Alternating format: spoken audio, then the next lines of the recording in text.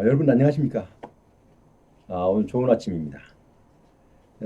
오늘은 지난 2월 28일 날 국회 본회의를 통과해서 어, 통과한 국가보훈처장이 국가보훈부 장관으로 승격하는 그런 내용이 안이 28일 날 국회 본회의를 통과했습니다.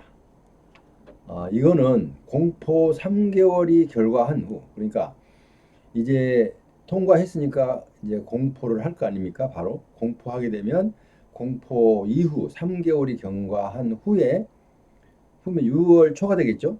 6월 초에 국가보훈부가 공식으로 출범합니다. 출범. 자, 국무회의 여기서는 그러면 국보훈처장이 국가보훈부 장관으로 승격하면 뭐 우리 보훈 가족에게 우리 국가용자들에게 뭐 혜택이 있습니까? 라고 이제 바로 반문을 하시겠죠. 그래 맞습니다. 자, 그런데 직접적으로는 하나 뭐 이렇다 저렇다 말씀드리기 어렵지만 이제 가장 중요한 간접적이지만 직접적이나 다름이 없는 일단은 처장이 장관으로 승격이 되면 국무회의에 참여를 할 수가 있고 국무회의에 가서 참여해서 심의 의결권이 있습니다. 심의 의결권. 그리고 또 하나 더 중요한 것은 독자적인 부령 발령권이 있습니다. 처장은 부령, 처령 그런 건 없기 때문에 부령 발령권이 없었어요. 그런데 독자적으로 이제 보훈부 장관이 독자적으로 일단 부령을 발령할 수가 있습니다. 부령은 이제 시행 규칙 정도가 되겠죠. 일단은 자 이렇든 저렇든 그 이제 내용이 어떻든 간에 용어야 어떻든 간에 일단 보훈처장이 보훈부 장관으로 승격했다. 이제 공식적으로 국회를 통과했기 때문에 인정이 된 겁니다. 이제 6월 초 3개월이 공포하고 나서 3개월이 지나야 됩니다. 그래서 이게 62년 만에 격상이 됐다고 합니다. 보훈처 창설 62년 만에 국가보훈부로 격상이 됐다는 얘기입니다. 자, 어, 그래서 정부조직법 국회 본회의를 2월 27일 날 통과했고 국무회의가 2월 28일 날 지금 저기는 국회 본회의 통과를 28일로 지금 되어 있지만 사실은 27일 날 통과가 됐고 이제 국무회의 의결이 28일 날 됐습니다. 그러니까 이제 모든 것이 공포가 할 수 있도록 완벽하게 준비가 된 겁니다. 자, 그래서 자 이제 국가보훈처장이 국가보훈장관으로 그런데 여기서 또 이점은 하나 이제 여기 공식적이 아니더라도 이점은 하나가 국무회의 참석권이 있기 때문에 국무회의 참석하면 많은 그 모든 그 국가 그 장관들이 참석한 그분들에게 이 국가보훈처의 그 소식을 알릴 수가 있고 또 협조를 요구할 수가 있습니다.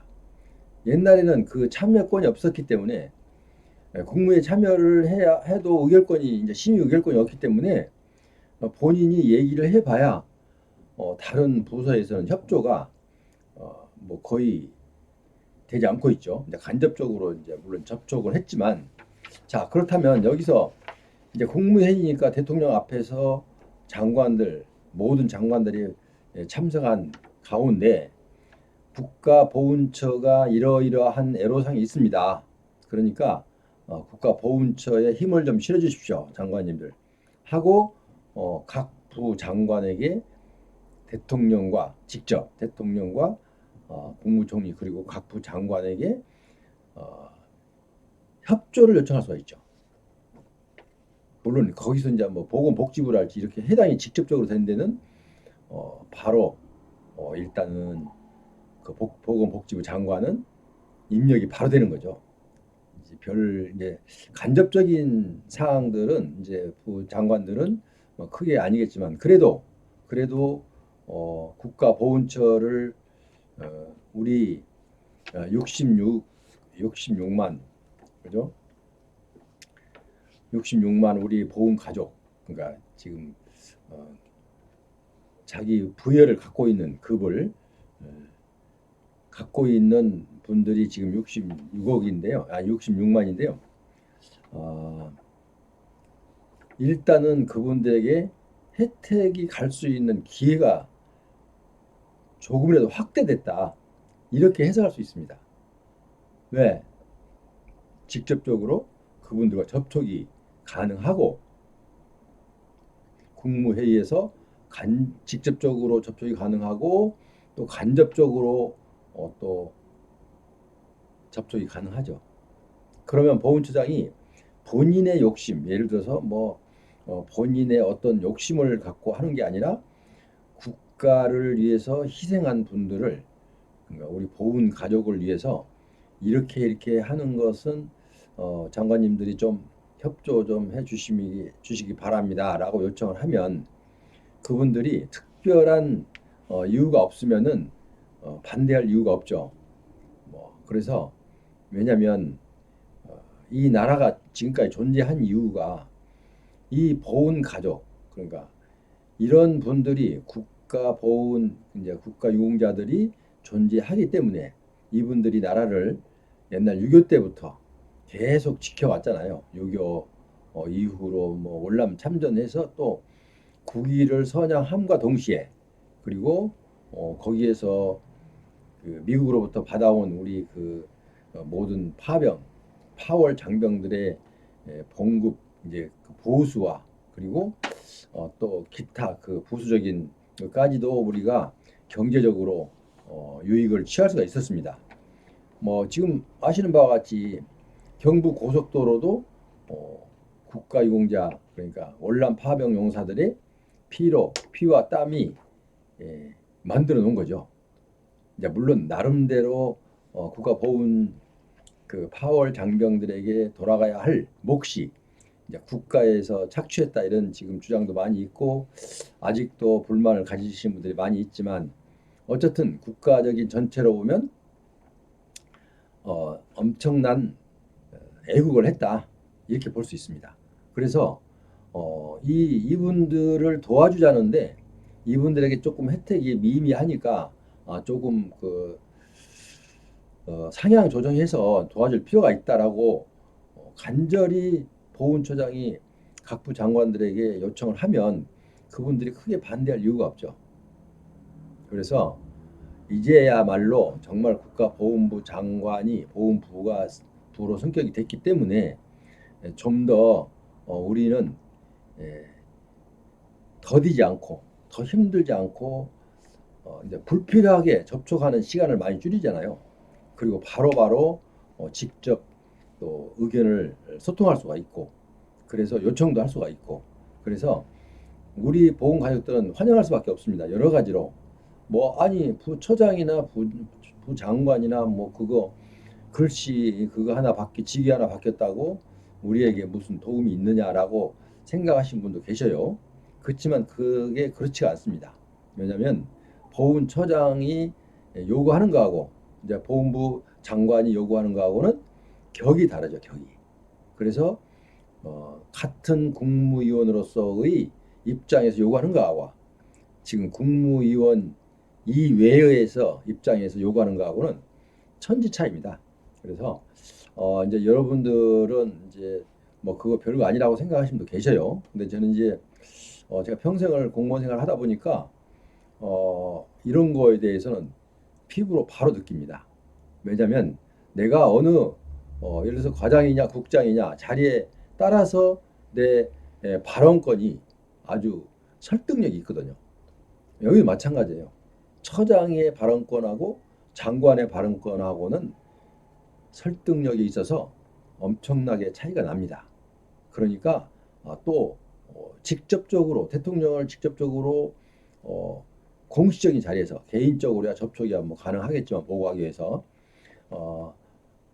공식적인 자리에서 대통령께 장관들이 같은 그 장관들하고 같이 있으면서 국무회의에서 대통령에게 이렇게 애로사항이 있습니다. 이런 거를 좀 앞으로 이렇게 고쳐 나갔으면 좋겠습니다라고 의견을 내면 대통령이 바로 인정을 하면 그게 그 말이 옳다라고 인정을 하면 훨씬 빨라지는 거죠.